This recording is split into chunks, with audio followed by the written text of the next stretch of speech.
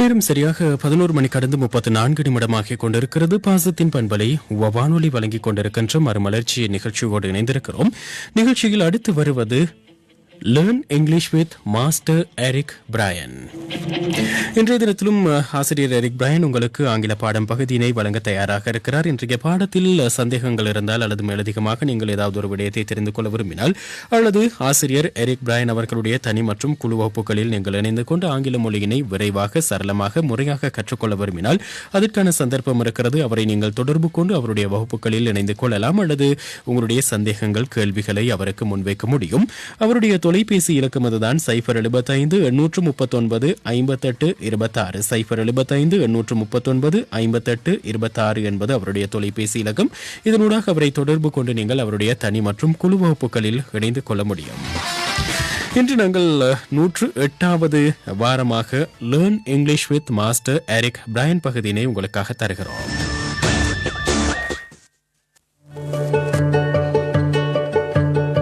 You are never too old or too young to learn English. So come, let's learn English. Learn English with Master Eric Brian. Every Saturday at 11:30 a.m. on Uber FM.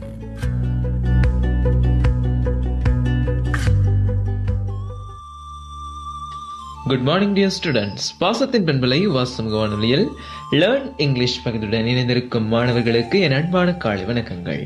இன்றும் உங்கள் அனைவரையும் learn English பகுதியில் சந்திப்பதில் மகிழ்ச்சி அடைகின்றேன். மாணவர்களே, சென்ற வாரம் எமது லேர்ன் இங்கிலீஷ் பகுதியில் நாங்கள் ஒரு வாக்கியத்தை தந்து அந்த வாக்கியத்தை வினாவாக மாற்றி அந்த வினாவுக்கு விடையளிப்பது எவ்வாறு என்பதை கற்றிருந்தோம். சென்ற வாரம் நாங்கள் எமது லேர்ன் இங்கிலீஷ் பகுதியில் ஒரு வாக்கியத்தை தந்து அந்த வாக்கியத்தை வினாவாக மாற்றி அந்த வினாவுக்கு எவ்வாறு பதிலளிப்பது என்பதை கற்றிருந்தோம். சரி மாணவர்களே, இன்று நான் உங்களுக்கு ஒரு வாக்கியத்தை தந்து அந்த வாக்கியத்தை நேர்முகத்திலும் எதிர்முகத்திலும் வினாவாக்கி விடையளிப்பது எவ்வாறு என்பதை கற்றுத்தரப் போகின்றேன்.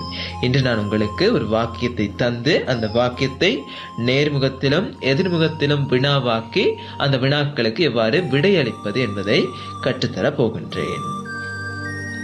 முதல் வாக்கியம் கவனியுங்கள் மாணவர்களே. There is some money in this purse. There is some money in this purse. இந்த பையில் கொஞ்சம் பணம் இருக்கின்றது. There is some money in this purse. இதுதான் வாக்கியம் மாணவர்களே. இனி இந்த வாக்கியத்தை கேள்வியாக மாற்றி விடையளிப்போம். முதலாவது கேள்வியை நான் ஒரு நேர்முக கேள்வியாக கேட்க போகின்றேன். எப்படி எனில், Is there some money in this purse? Is there some money in this purse? Is there some money in this purse? இந்த பையில் பணம் கொஞ்சம் இருக்கின்றதா? இந்த பையில் பணம் கொஞ்சம் இருக்கின்றதா? இது இப்போது இருக்கின்றதா என நான் ஒரு நேர்முக கேள்வியை கேட்டதால் இதற்கு நேர்முகத்திலேயே நான் பதிலை வழங்க போகின்றேன். பதில் இதுதான். Yes, there is some money in this purse. Yes, there is some money in this purse. ஆம், இப்பையில் கொஞ்சம் பணம் இருக்கின்றது. ஆம், இப்பையில் பணம் கொஞ்சம் இருக்கின்றது. இப்போது நான் கூறியது ஒரு நேர்மறையான பதில் மாணவர்களே. இனி நான் கூறப்போவது எதிர்முகத்தில் நான் கேள்வியினை அமைக்கப் போகின்றேன். பாருங்கள். Is there no money in this purse? நான் கேட்கின்றேன், இந்த பையில் பணம் இல்லையா என்று. Is there no money in this purse? இப்போது நான் கேட்டது ஒரு எதிர்முகமான கேள்வி. அதற்கு நான் பதிலை வழங்குகின்றேன். No, there is some money in this purse. Is there no money in this purse என்று நான் கேட்ட கேள்விக்கு பதிலை வழங்குகின்றேன். No, there is some money in this purse. இல்லை, இப்பணப்பையில் கொஞ்சம் பணம் இருக்கின்றது. இப்பணப்பையில் பணம் இல்லையா என்ற கேள்விக்கு இல்லை, இப்பணப்பையில் கொஞ்சம் பணம் இருக்கின்றது. No, there is some money in this purse என்று நான் கூறுகின்றேன். இனி இரண்டாவது வாக்கியம். There is no rice in this box. There is no rice in this box. இந்த பெட்டியில் அரிசி இல்லை. இதுதான் வாக்கியம். இந்த பெட்டியில் அரிசி இல்லை. There is no rice in this box. இனி இதை கேள்வியாக மாற்றப் போகின்றேன். Is there no rice in this box? Is there no rice in this box? எதிர்முகமான கேள்வி. Is there no rice in this box? இப்பெட்டியில் அரிசி இல்லையா? அதற்கு எதிர்முகத்திலேயே நான் பதிலை வழங்க போகின்றேன். No, there is no rice in this box. No, there is no rice in this box. இல்லை, இப்பெட்டியில் அரிசி இல்லை. No, there is no rice in this box. இனி அடுத்த கேள்வி. Is there any rice in this box? நான் கேட்கின்றேன். Is there any rice in this box? இப்பெட்டியில் ஏதாவது அரிசி இருக்கிறதா? இப்பெட்டியில் ஏதாவது அரிசி இருக்கின்றதா? அதற்கு நான் பதிலை வழங்குகின்றேன். No, there is no rice in this box. No, there is no rice in this box. இல்லை, இப்பெட்டியில் அரிசி இல்லை. இனி மூன்றாவது வாக்கியம் மாணவர்களே, கவனியுங்கள். There isn't any sugar in this bottle. There isn't any sugar in this bottle. இப்போத்தலில் சீனி இல்லை. இப்போத்தலில் கொஞ்சம் கூட சீனி இல்லை என்றும் கூறலாம். ஆகவே மாணவர்களே, இதை நான் இப்போது கேள்வியாக மாற்றுகின்றேன். Isn't there any sugar in this bottle? Isn't there any sugar in this bottle? இப்போத்தலில் கொஞ்சம் கூட சீனி இல்லையா? இப்போத்தலில் கொஞ்சம் கூட சீனி இல்லையா? அப்போது அதற்கு பதில், எதிர்முகமான பதிலை நான் கூறுகின்றேன், இல்லை என்று. எப்படியெனில், No, there isn't any sugar in this bottle. No, there isn't any sugar in this bottle. இல்லை, இப்போத்தலில் கொஞ்சம் கூட சீனி இல்லை. Isn't there any sugar in this bottle என்ற கேள்விக்கு No, there isn't any sugar in this bottle என்று நான் பதிலை வழங்கினேன்.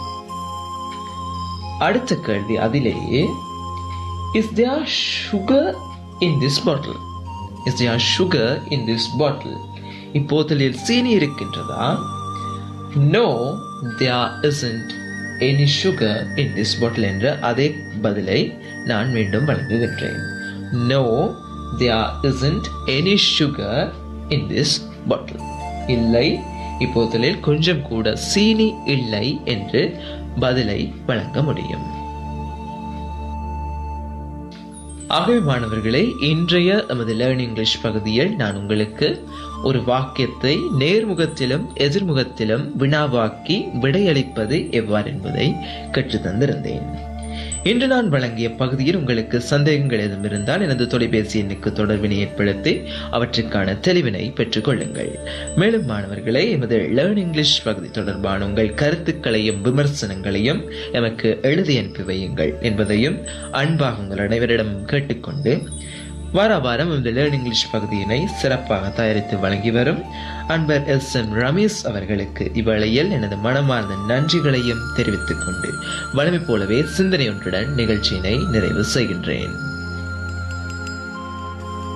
Students, think positive and positive things will happen. Think positive and positive things will happen. மாணவர்களே, எதையும் நேர்மறையாக சிந்தியுங்கள், அப்போது நடப்பவைகளும் நேர்மறையாகவே நடக்கும். எதையும் நேர்மறையாக சிந்தியுங்கள், அப்போது நடப்பவைகளும் நேர்மறையாகவே நடக்கும். இன்று பெரும்பாலானவர்கள் தங்கள் எண்ணங்களை எதிர்மறையான எண்ணங்களால் மட்டுமே நிரப்பிக் கொண்டிருக்கின்றார்கள். தாங்கள் ஒரு காரியத்தை செய்வதற்கு முன்னதாகவே தாங்கள் செய்யப்போகும் காரியம் சரிவராது அல்லது தாங்கள் முன்னெடுக்கும் முயற்சியில் தோற்று போய்விடுவோம் என்று நினைத்து கொண்டே அந்த செயலை செய்ய துவங்குகிறார்கள். மாணவர்களே, இறுதியில் எதிர்மறை எண்ணங்களுக்கு பதிலாக நேர்மறையான எண்ணங்களை எம் உள்ளங்களில் நினைக்க துவங்கினால் துவங்கினாலும் இந்த காரியம் சிறந்ததாய் நடக்கும். இந்த காரியத்தை நான் சிறப்பாய் செய்து முடிப்பேன். இந்த காரியத்தை செய்து முடிக்கும் போது அனைவரும் என்னை பாராட்டுவார்கள். இந்த காரியம் எனக்கு பெரிய வெற்றியை கொண்டு தரும் என நேர்மறையாக நினைத்து அந்த காரியத்தை செய்ய துவங்கினாய். நிச்சயம் நீங்கள் நினைத்த அத்தனையும் அந்த செயலின் இறுதியில் உங்களுக்கு வெகுமதியாக கிடைக்கும். எனவே மாணவர்களே, நீங்கள் எதுவாக நினைக்கிறீர்களோ அதுவாகவே ஆகுகிறீர்கள். So think positive and positive things will happen. We'll meet on next Saturday at the same time. Until then, this is Eric Bryan. Thank you and have a great day, students. You are never too old or too young to learn English. So come, let's learn English. Learn English with Master Eric Bryan.